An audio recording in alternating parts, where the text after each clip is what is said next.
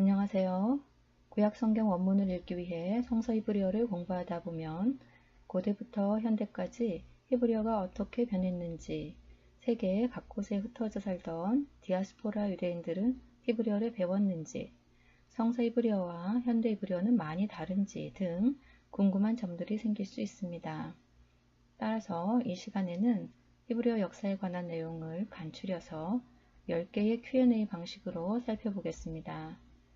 여러분께 생소한 내용이 많을 것으로 예상되므로 자막을 함께 보면서 읽어 내려가도록 하겠습니다. 첫 번째 질문입니다. 히브리어는 어느 어족에 속하나요? 히브리어는 세머에 속합니다. 세머는 노아의 아들 셈의 후손들이 사용한 언어를 일컫는 명칭으로 1781년 독일의 역사학자 슐레저가 처음 사용했습니다.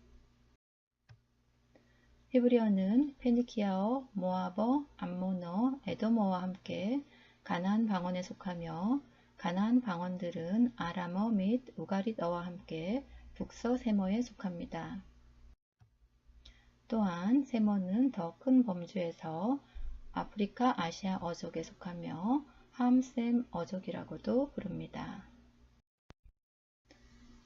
두 번째 질문입니다. 히브리어는 언제 시작되었나요? 특정 언어가 사용되기 시작한 정확한 시기나 연대를 확인하는 것은 어려운 일입니다. 북서세머에 속하는 가나안 방언들 중 하나인 히브리어 역시 언제부터 다른 가나안 방언들과 구분되어 독립적인 방언으로 사용되기 시작했는지 결정하는 일은 단순하지 않습니다.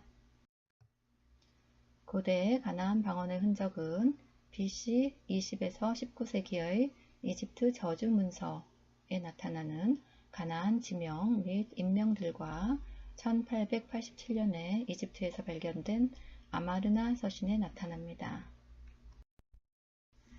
아마르나 서신은 BC 14세기경에 아카드어로 기록되었으며 그 서신에는 그것을 기록한 가나안 저자들의 가나안 방언이 반영되고 있습니다.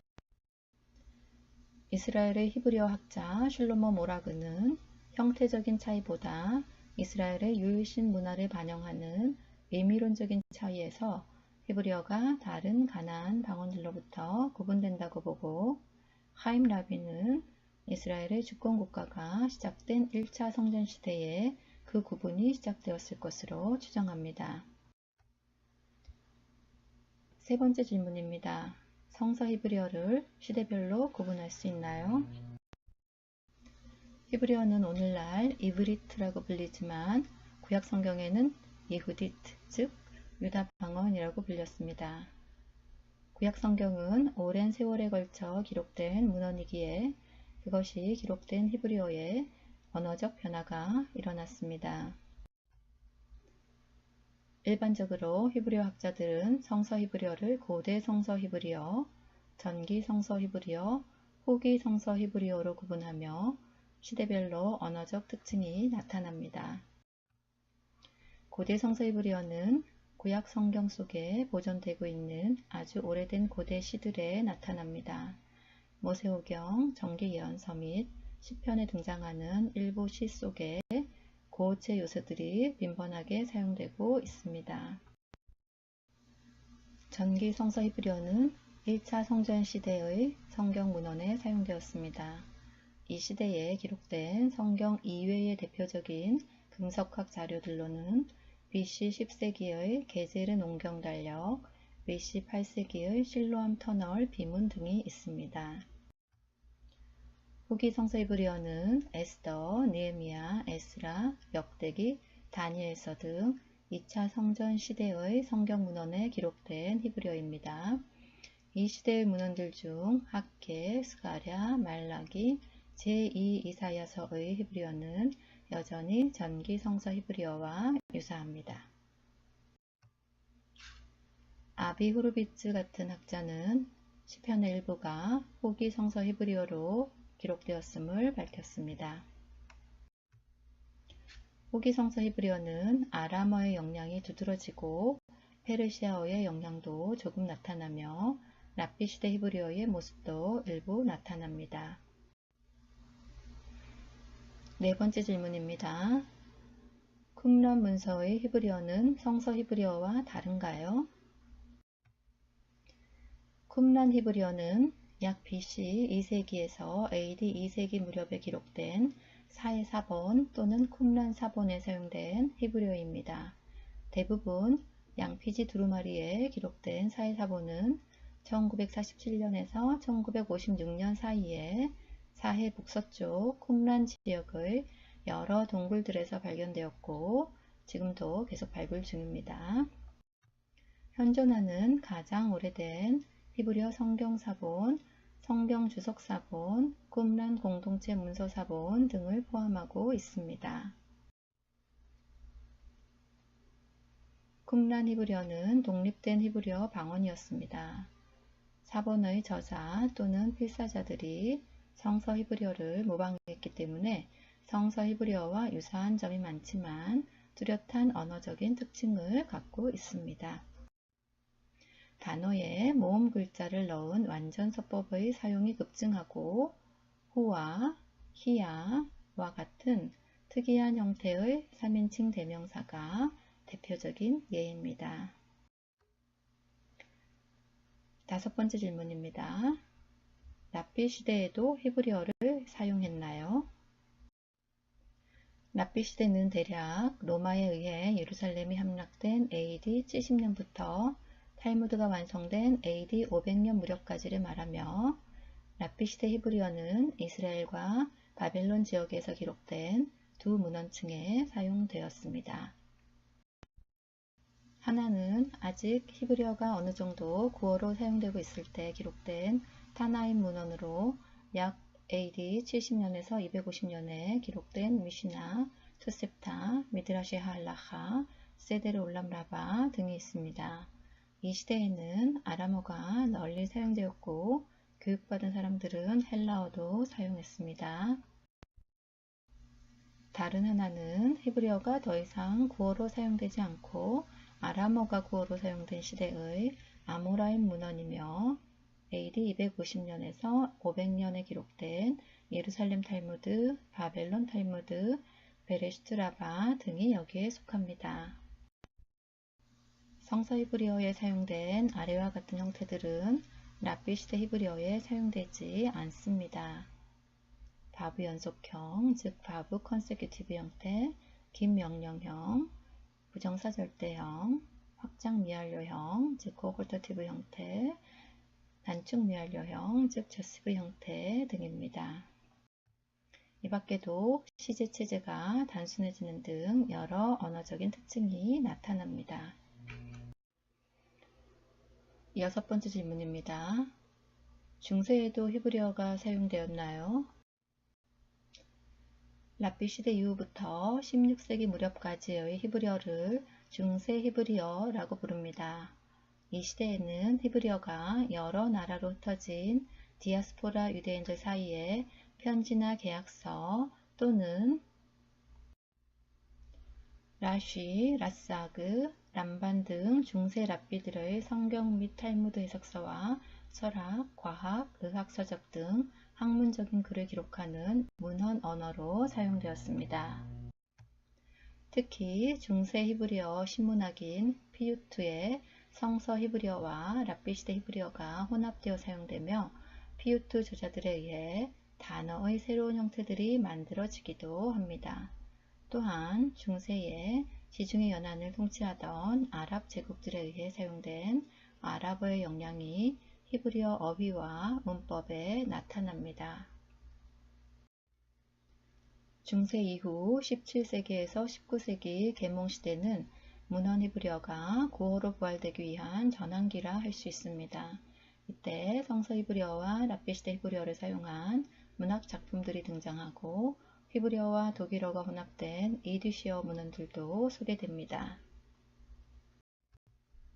일곱 번째 질문입니다.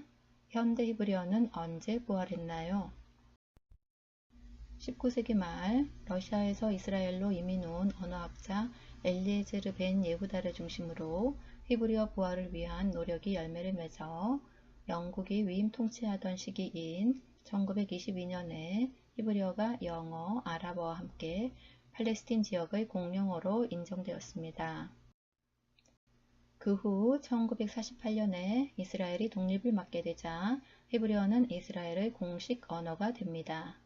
AD 70년 로마 제국에 의해 예루살렘이 함락된 후 약 2000년 만에 이스라엘 국가가 재건된 것이 역사적으로 주목할 만한 일인 만큼 AD 3세기경부터 더 이상 유대인들의 구어로 사용되지 않은 히브리어가 현대 히브리어로 부활한 것 역시 기적과 같은 일이라 할 수 있겠습니다. 오늘날 히브리어는 약 800만 이스라엘 인구의 생활 언어이며 세계 각국에 살고 있는 약 800만 유대인의 회당 언어로 사용되고 있습니다. 8번째 질문입니다. 현대 히브리어는 성서 히브리어와 많이 다른가요? 현대 히브리어에는 성서 히브리어와 랍비 시대 히브리어 어휘가 공존하고 있습니다. 위에서 언급한 랍비 시대 히브리어에 사라진 성서 히브리어 동사 형태들이 현대 히브리어에서도 사용되지 않습니다. 이 밖에도 동사의 시제 체제가 더욱 단순해지고 많은 외래어가 채용되고 복합 명사와 축약어가 만들어지는 등의 변화가 있습니다. 그러나 성서 히브리어와 현대 히브리어 사이의 오랜 세월을 감안할 때 그다지 큰 변화는 아니라고도 할 수 있으며 둘 중에 하나를 알면 다른 하나를 배우기 쉽습니다. 9번째 질문입니다. 히브리어 서체에도 변화가 있었나요? 고대의 히브리어 알파벳에는 두 가지 종류의 서체가 있었습니다. 하나는 고대 히브리 가나안 서체로 고고학 발굴을 통해 발견된 비문들, 예를 들어 BC 10세기경의 게제르 농경 달력, BC 8세기의 실로암 비문 등 인장들, 일부 쿰란 문서 속에서 볼 수 있습니다. 다른 하나는 이 서체보다 더 단순해진 아람어 정방형 서체로 아람어의 영향으로 바벨론 포로기 무렵부터 유대인들에 의해 사용되었을 것으로 추정되며 쿰란 문서 대부분과 중세 성경 사본들 및 오늘날의 성경 인쇄본들에 사용됩니다. 현재 이스라엘에서 정방형 서체를 인쇄물에 주로 사용하는 한편 일반적인 필기를 위해서는 중세 동유럽 유대인들에게서 유래된 필기체를 사용하고 있습니다. 마지막 10번째 질문입니다. 왜 구약 성경이 히브리어로 기록되었나요? 이스라엘 히브리대학교 유학 시절 세머 관련 수업 중에 연세 지긋하신 교수님께서 고대 메소포타미아와 이집트 두 거대 문명의 교차로에 위치한 작은 땅 가나안 지역이 인류 문명사에 끼친 두 가지 역사적 의의에 대해 말씀하셨는데 하나는 유일신 신앙이고 다른 하나는 알파벳 문자의 사용이라고 하셨습니다. 이 둘은 오늘날 우리에게 매우 익숙하지만 몇천 년 전 다신 숭배와 자연 숭배 문화 속에서 메소포타미아 지역의 쐐기 문자나 이집트의 상형 문자 같은 복잡한 문자를 사용하던 고대 근동의 상황을 상상해 보면 교수님께서 하신 말씀이 무슨 의미인지 짐작이 갑니다. 학자들은 알파벳 문자가 가나안 북부 지역의 고대 페니키아인들에게서 유래된 것으로 추정합니다. 이 알파벳 문자를 사용한 히브리어로 구약 성경에 기록된 것을 신앙적인 관점으로 해석하자면 고대 이스라엘 백성에 의해 유일신 신앙이 뿌리내리기 시작한 가나안 땅에서 간편한 알파벳 문자가 시작된 것은 어쩌면 하나님께서 인간과 더 가까이 소통하며 인류를 향한 뜻을 표현하기 위해 계획하신 일이라 추측할 수도 있겠습니다. 히브리어 역사에 관한 더 자세한 내용은 문법책 부록에 실린 세머에서 히브리어의 위치와 히브리어의 역사를 참고하시기 바랍니다. 히브리어 역사 이해에 도움이 되셨기를 바랍니다. 토다라바 감사합니다.